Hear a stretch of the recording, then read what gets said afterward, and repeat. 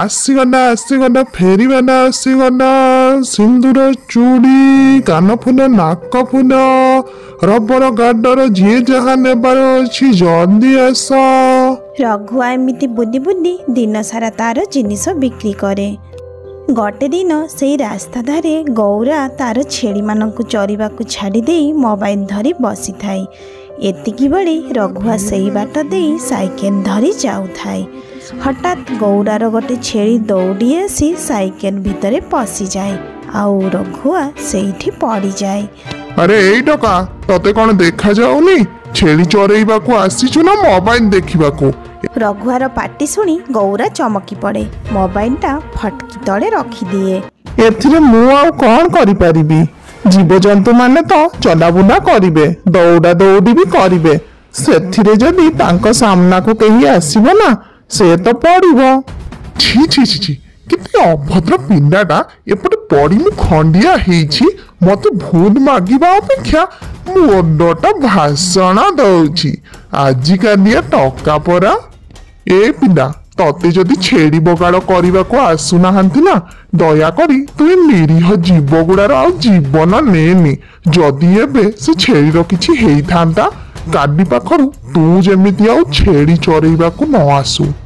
ठीक अछि मु गाड़ी पाखरु आ छेड़ी चरेइबा को आसीबिनी। दया करी आपण आसी टिके मो छेड़ी गुड़ा को चरेइ देई जिबे। अंदाज को अपदार्थ कोठिकार छी छी आज मोर क्यों बेड़ा जे या मुह देखिली। रघुआ बिचारा गौरा उपरे बहुत रागे हेले गौरा को किछि हेले फरक पड़ेनी। या परे रघुआ तार जिनिस पत्र उठे सेठू पाटी करी करी चली जाए। मोर प्रिय भाई बंधु कुटुंब जदि एबे जाई जो माने चैनल को सब्सक्राइब करि नाहंती ना दया करी चैनल को टिके सब्सक्राइब करि दियंतु। सेपटे कुंतला को निज झियो चांदिनीर बाहाघर पाई बहुत चिंता होउथाई। गटे दिन कुंतला बाहर पिंढारे बसिथिबा समय रे तांको पाख गाँर शांति माउसी आसी पहुंचंती। कुंतला शांति माउसी को देखि टिके हेंडे चिन्हि पारेनी।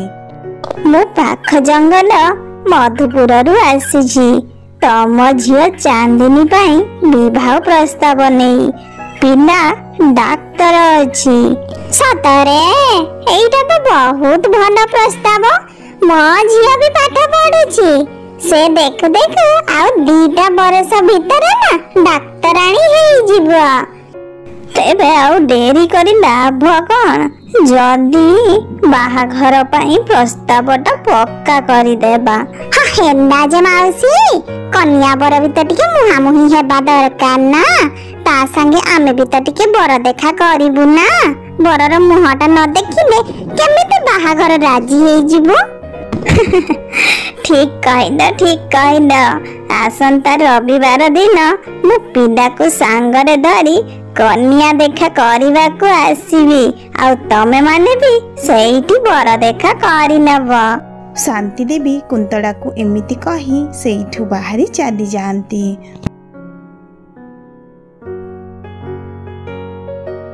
आज होउछि शनिवार आ शांति माउसी पिला को नहीं कुंतला घरे हाजर। आग माउसी तमे तो रविवार दिन नहीं बर को आसीबा कहिथिल हेले आज तो शनिवार। जदि आगरु कही थांतो हेले चांदिनीर बापा भी घरे थांते। हेले चिंता करनी एई बदे चांदिनीर बापा आउ टिके परे परे पहुंचीबे। कथा कौन कि रविवार दिन टिके मोर बिजी शेड्यूल अछि सेथि पई आमे चिंता करलु आज ही झियो देखाड़ा सारी देबा कही आ एमिति रे भी तो आमे अछु से आसंतु। बर पिला एमिति कहूथिबा समय रे सेपटु रघुआ तार साइकेल धरी आसी घरे पहुंची जाए। साइकेल को रखी देई आसी पिला पाखरे पहुंची जाए। सेपटे बर पिला जेमिति रघुआ को देखिछि पछ करी ठिया हेई जाए। एगो तुमे आसी गलो एबे नि पर ज्वाई पुओ आ माउसी तम कथा कहउतिले। हेले तम ज्वाई पुओर मो मुह देखिबी ना पछ देखिबी? से काई मते पछ करी ठिया हेई छंती लाज करूथिबे बोधे। ससुर बडी कथा तो नहीं एटा की कथा? ज्वाई पुनी लाज करिवे इना तो मो संगे केती ସୁନ୍ଦର କଥା ହଉଥିଲେ। କେତେ ଭଦ୍ର ନମ୍ର ଘରର ପିଲାଏ, ତାର ସ୍ୱଭାବ ଦେଖ କେତେ ଲାଜକୁଳା। ଜ୍ୱାଇଁ ପୁଅ, ମୁଁ ପରା ତମ ଶ୍ୱଶୁର, ଜମାରୁ ଲାଜ କରନି ବାପା, ମୁହଁ ଦେଖାଅ। ଆରେ ଆରେ, ଏଇ ପିଲାକୁ ତ ମୁଁ କେଉଁଠି ଦେଖିଲା ଭଳିଆ ଲାଗୁଛି। ସେଇ ଥଣ୍ଟ, ଆଖି, ଆହା ବୁଝିଲି। ଭଲ ହେଲା ଆପଣ ପହଞ୍ଚିଗଲେ। ଝିଅ ଦେଖା ଆମର ସରିଛି। ଝିଅ ଆମର ବହୁତ ପସନ୍ଦ।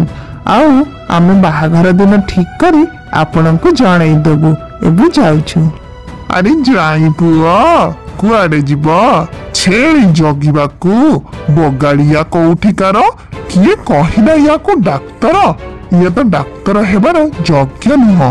ଆରେ ତମ ଝିଅ ଯେଉଁ କଲେଜରେ ପଢି ଡାକ୍ତରାଣୀ ହେବାକୁ ଯାଉଛି, ମୁଁ ବି ସେଇ କଲେଜରେ ପାଠ ପଢି ଡାକ୍ତର ହେଇସାରିଛି।